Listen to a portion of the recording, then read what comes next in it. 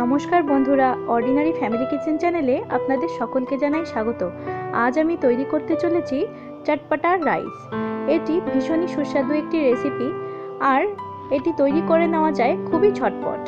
লাঞ্চে কিংবা ডিনারে আপনারা খুব তাড়াতাড়ি এটি তৈরি করে নিতে পারবেন। বাচ্চাদের কাছেও এই রেসিপিটা ভীষণই ভালো লাগবে। তাহলে চলুন দেখে নেওয়া যাক আমার আজকের রেসিপি চটপটা রাইস।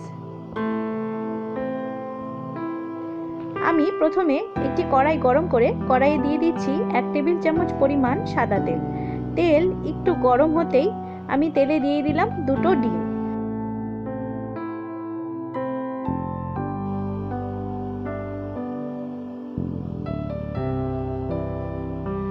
দিয়ে দিচ্ছি খুব সামান্য পরিমাণে নুন।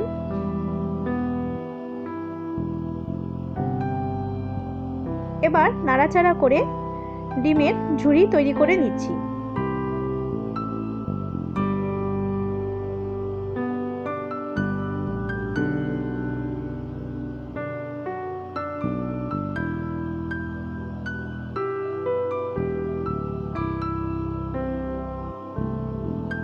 এটা তৈরি করতে বেশি সময় লাগে না, খুব তাড়াতাড়ি ডিমের ঝুড়িটা তৈরি হয়ে যায়।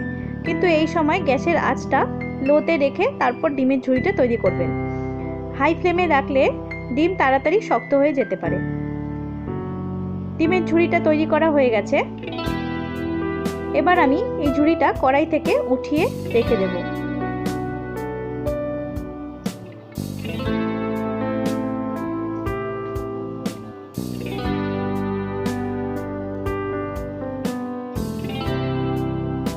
এবার ওই কড়াইয়ে আমি দিয়ে দিচ্ছি 2 টেবিল চামচ পরিমাণ সাদা তেল। তেলে দিয়ে দিলাম 8-10টা কারি পাতা। যখন কারি পাতাটা থেকে খুব সুন্দর গন্ধ ছাড়তে শুরু করবে, ঠিক সেই সময় আমি এর মধ্যে দিয়ে দিচ্ছি একটা বড় সাইজের পেঁয়াজ কুচি। পেঁয়াজ কুচি দিয়ে ভালো করে নাড়াচাড়া করে একটু ভেজে নেব।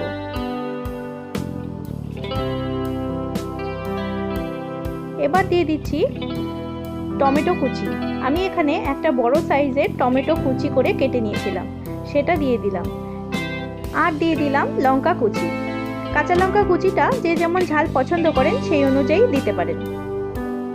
এবার নাড়াচাড়া করে ভেজে নিচ্ছি।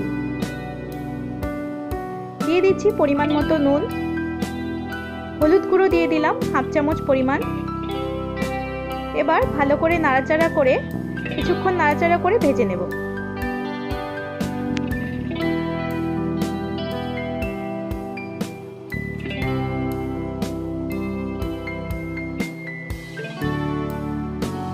টমেটো কুচিগুলো যতক্ষণ না নরম হয়ে যায় ততক্ষণ অবধি আমি নাড়াচাড়া করে ভেজে নেব।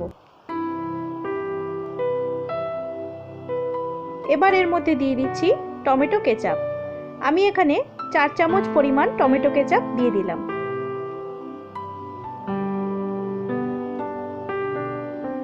দিয়ে দিচ্ছি সয়া সস 2 চামচ পরিমাণ।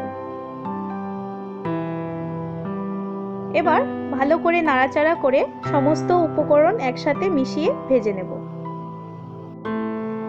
টমেটো সস আর সয়া সস দেবার পর গ্যাসের আঁচ যেন একদম লোতে থাকে। গ্যাসের আঁচ যদি বেশি থাকে তাহলে সসগুলো পুড়ে যেতে পারে, তাই গ্যাসের আঁচ লো করে তারপরে সসগুলো দিয়ে ভালো করে নাড়াচাড়া করে ভেজে নেবেন।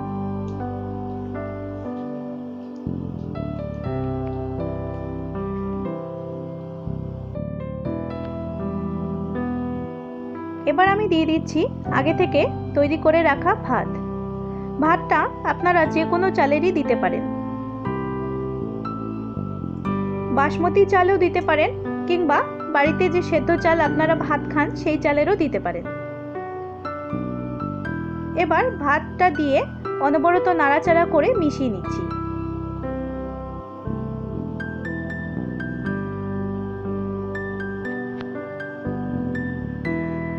দিয়ে দিচ্ছি আগে থেকে যে ডিমের ঝুড়িটা তৈরি করে রেখেছিলাম সেই ডিমের ঝুড়ি। এবার ভালো করে নাড়াচাড়া করে 5 মিনিট সময় ধরে নাড়াচাড়া করে আমি ভালো করে ভেজে নেব। ভাতটা যেন ঝরঝরা হতে হবে, যদি বেশি সেদ্ধ হয়ে যায় ভাত, তাহলে সেই ভাত এই রান্নায় ব্যবহার করা যাবে না। একটু ঝরঝরাভাবে আপনারা আগে থেকে ভাত তৈরি করে নেবেন, সেই ভাত দিয়ে আপনারা এই রান্নাটা তৈরি করে নিতে পারবেন। ভালো করে নাড়াচাড়া করে তৈরি করে নিলাম। রান্না কমপ্লিট হয়ে গেছে, এবার আমি সার্ভ করে দিচ্ছি। তৈরি হয়ে গেল চটপটা রাইস। এটি ভীষণই সুস্বাদু হয় খেতে, আর এটি তৈরি করতে একদমই সময় লাগে না, খুব ঝটপট, মোটামুটি 10 মিনিটের মধ্যেই এটি তৈরি করে নেওয়া যায়। আর এই রান্নাটা বাচ্চাদের কাছেও ভীষণই ভালো লাগবে খেতে। আপনারা এইভাবে বাড়িতে চটপটা রাইস তৈরি করে লাঞ্চে কিংবা ডিনারে যে কোনো সময়ই তৈরি করে খেতে পারেন, ভীষণই ভালো লাগবে সকলেরই। আমার রান্না যদি আপনাদের কাছে ভালো লেগে থাকে তাহলে ভিডিওটিতে একটি লাইক দেবেন, শেয়ার করবেন, কমেন্ট করবেন এবং অবশ্যই সাবস্ক্রাইব করবেন। সাবস্ক্রাইব করা থাকলে আমি যখনই নিত্য নতুন ভিডিও আপলোড করব তার রেসিপি আপনাদের কাছে খুব তাড়াতাড়ি পৌঁছে যাবে। তাই অবশ্যই সাবস্ক্রাইব করবেন। ধন্যবাদ।